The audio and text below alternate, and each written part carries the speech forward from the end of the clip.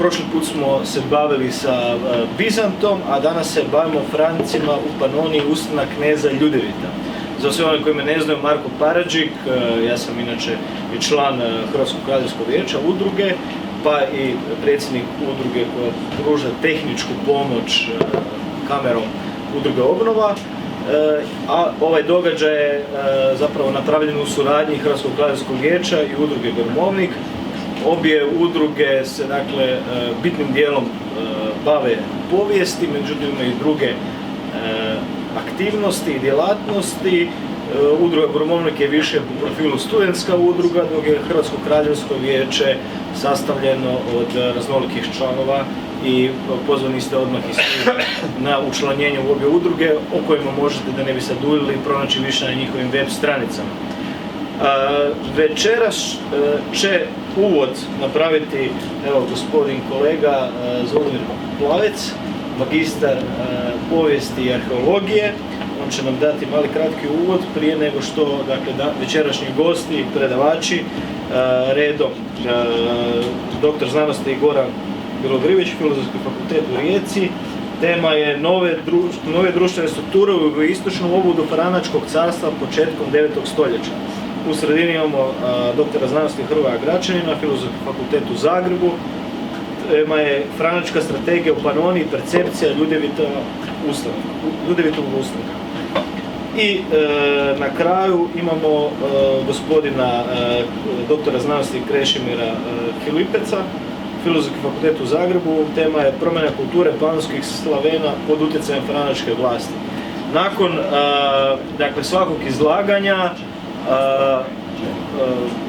imat ćemo priliku i za pitanja, no ipak radi same rasprave pripremite zapravo pitanja kad svi završe sa svojim izlaganjem, kako bi se onda mogli međusobno i nadopunjivati u onome u čemu nije područje onoga drugog predavanja. Pitanja ne moraju biti vezana samo za isključivo izlaganje večerašnjih naših gosta predavača, već mogu generalno za to razdoblje koje je predmet večerašnjeg razgovora. Evo, uživajte i eto, nadam se da ćete uživati u raspravi. Evo, gospodin Goran,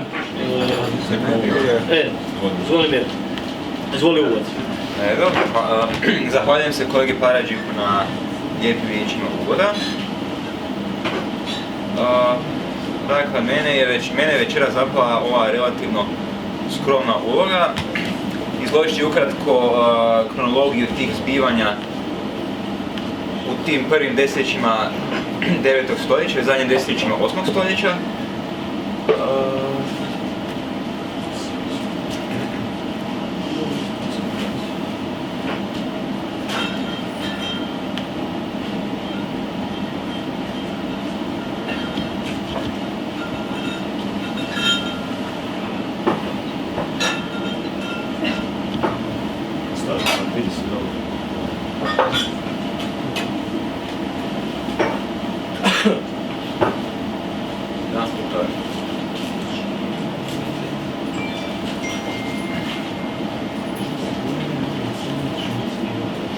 Dakle, mene je zapala skromna zadaća ukratko izložiti kronologiju zbivanja tih, zadnjih desetljeća 8. i prvih desetljeća 9. stoljeća, kako bi oni od vas koji niste toliko detaljno upoznati sa ovim vremenom i prostorom hrvatske povijesti, imali jasnu predodžbu o čemu ovdje zapravo večeras razgovaramo.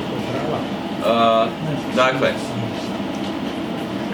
na početku razdoblja na koje se osvrćemo večeras, Panonska nizina izgleda kao što vidite na ovoj karti koja je prikazana ovdje na platnu. Znači, ova velika zelena mrlja u sredini, to je takozvani Avarski kaganat, poznat također je kao Avarsko-slavenski plemenski savez i vjerojatno ima i drugih naziva koje se koriste za njega. On dakle obuhvaća cijelo područje Savskog Dravskog Međuriječja, koje se danas uobičajeno naziva kontinentalnom Hrvatskom. Toj velevlasti na zapad nalazi se Bavarska, a Bavarskoj na zapad nalazi se Franačko, tada još kraljevstvo. Na sjever i na istok postoje razne druge skupine, a daleko na jugu proteže se istočno Rimsko carstvo. Koliko je se točno nalazila razmeđa između avarske i istočne rimske vlasti, to je pomalo mutno. Dakle, u zadnjim desetljećima 8. stoljeća Franci podvlašćuju Bavarsku. Zadnji bavarski vojvoda Tasilon u očajničkom potezu da se oslobodi frančke vlasti pozvao je u pomoć Avare, koje su tad izvršile nekoliko prepada u frančki teritorij. Uz nekoliko avarskih upada u frančki teritorij prethodnih desetljeća, to je zapravo bio prvi veći sudar tih dviju velevlasti. 790. godine, nakon tih prvotnih upada, došlo je do određenih pregovora između Franaka i Avara, međutim nisu uveli plodom i sljedeće godine Franci kreću u svoj prvi veliki pohod protiv Avara. To je tad najavljivano kao veliki rat sa izrazito vjerskom notom. Znači, kao povod za rat je predstavljena činjenica da Avari zlostavljaju i tlače kršćane na svom teritoriju, to je barem uzeto kao povod, jer naime kako je avarski kaganat obuhvaćao velike dijelove nekadašnjeg Rimskog carstva, a na njemu je i krajem 8. stoljeća bilo prežitaka kršćanskog stanovništva. U samom tijeku rata franački godišnjaci izvještavaju razmjerno malo, tako da ne možemo sa sigurnošću reći što se događalo baš svake pojedine godine. Dijelom je to zbog toga jer se istovremeno vodio puno veći franački rat sa Sasima, pa je nekako on puno više zakupio pažnju franačkih analista. Ono što znamo je da je kratko nakon tog prvog franačkog pohoda protiv Avara, među Avarima izbio vrlo poguban građanski rat, tijekom kojega je franačko vodstvo izginulo, avarsko vodstvo izginulo, a 796.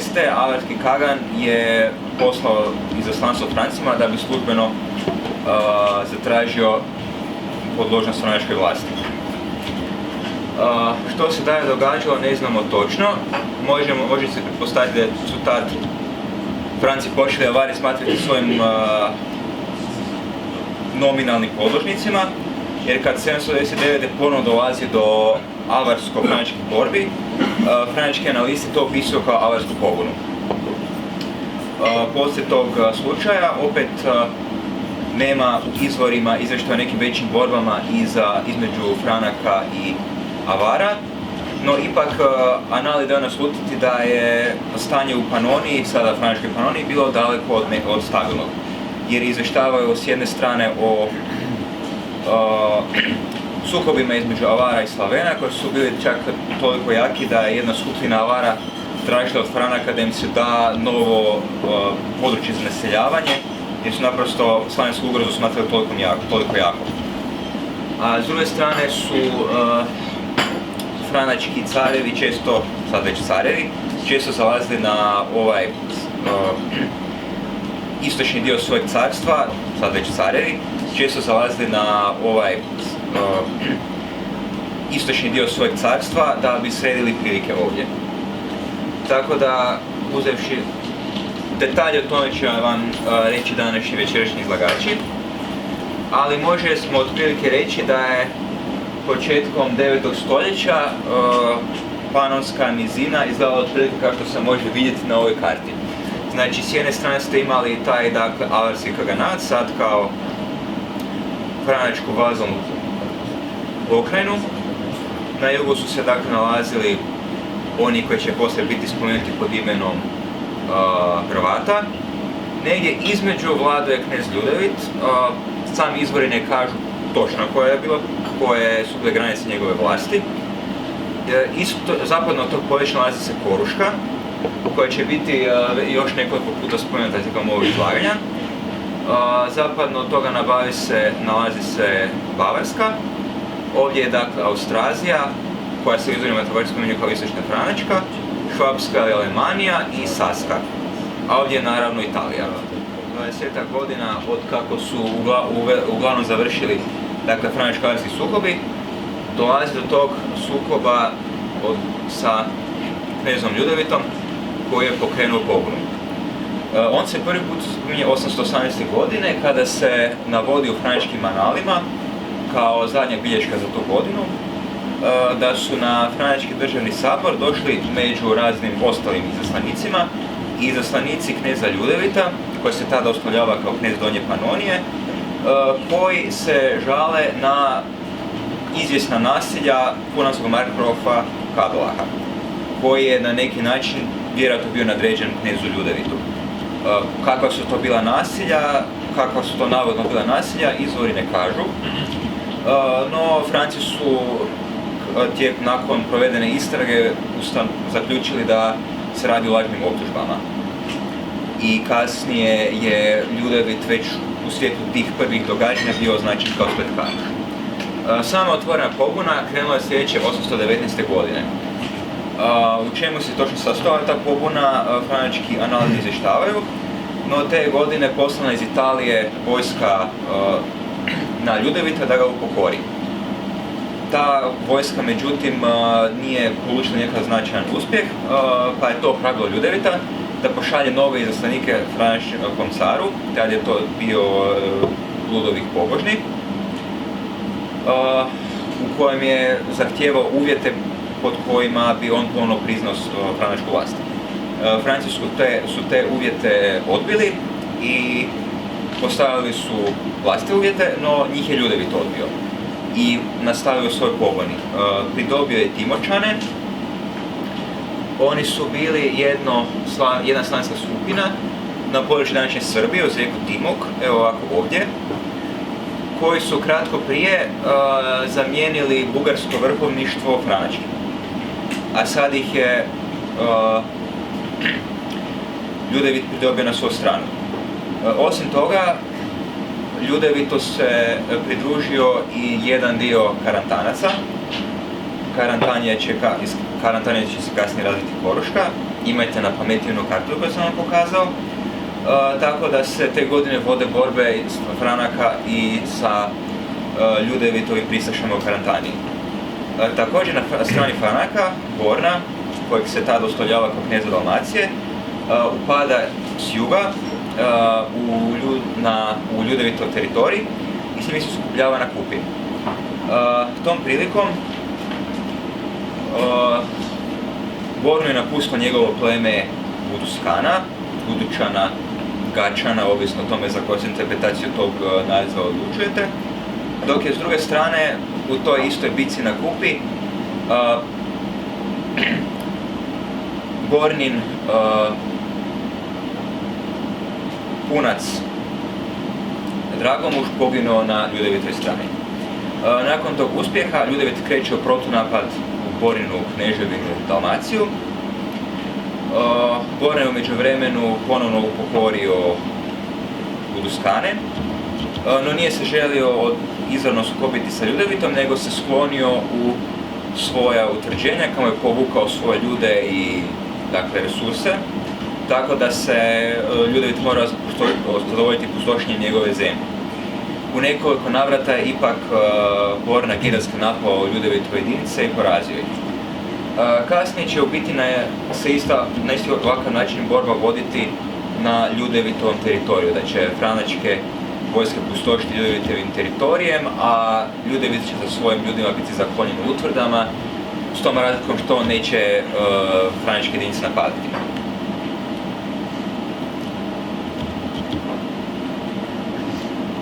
Naredne godine na Ljudevita su poslane čak 3 vojske, jedna iz Italije, druga preko Karantanije, a treća preko Bavarske i Gornje Panonije. Opet podsjećam na onu kartu koju sam vam prikazao. Za te vojske borci su bili skupljeni sa vrlo velikog područja, od Saske na sjeveru do Italije na jugu.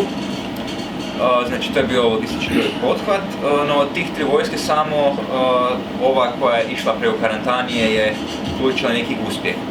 Znači 3 puta je naletila na otpor, no ipak je prodrla u dubinu Ljudevitovog teritorija koji se tad sklonio u utvrde i zapravo pustio franjačkoj toj vojsci da pustoši njegov teritorij.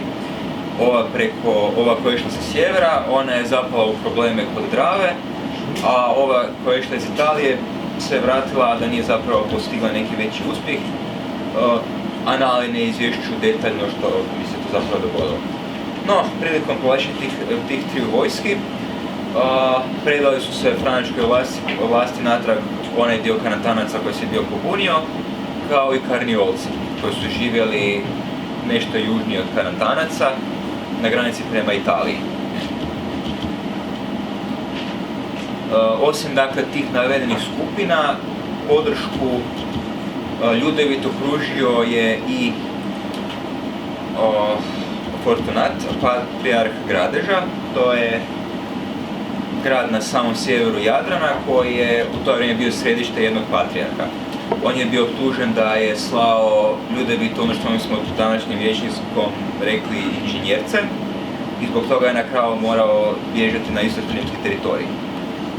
821. godina prošla bez nekih većih događaja na samom Ljudevitovom teritoriju.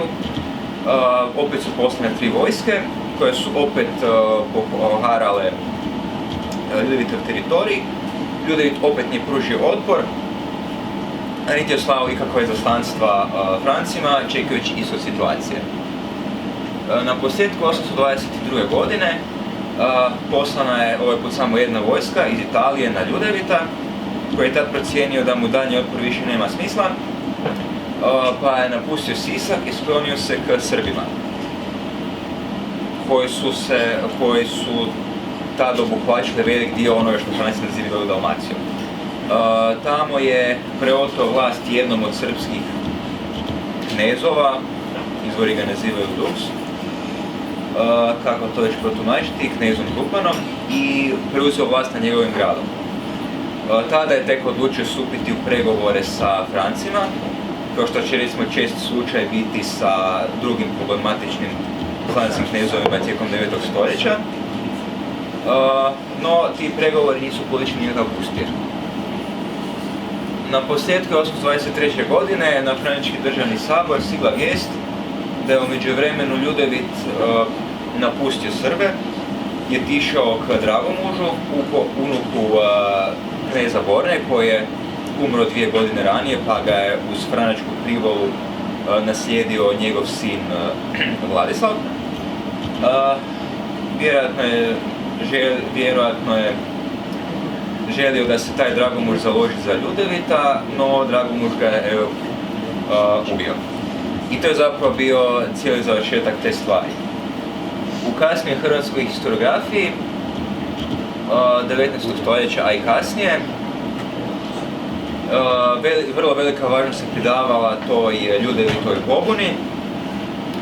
Ovisno o tome koje je bilo svjetonazorsko opredjeljenje nekog povjesničara, to se je gledao ili prvi pokušaj stvaranja velike nezavisne slavenske države i prvi čin slavenske borbe protiv germanstva, ili ga se smatralo kao osobom koja je prva bila u prilici ujediniti sa hrvatske zemlje, ali nažalost to nije uspjelo. Također je bilo vrlo popularno citirati njemačkog povjesničara Budingera, koji je također okarakterizirao Ljudevitovu pobunu kao događaj vrlo značajnih razmjera u to vrijeme.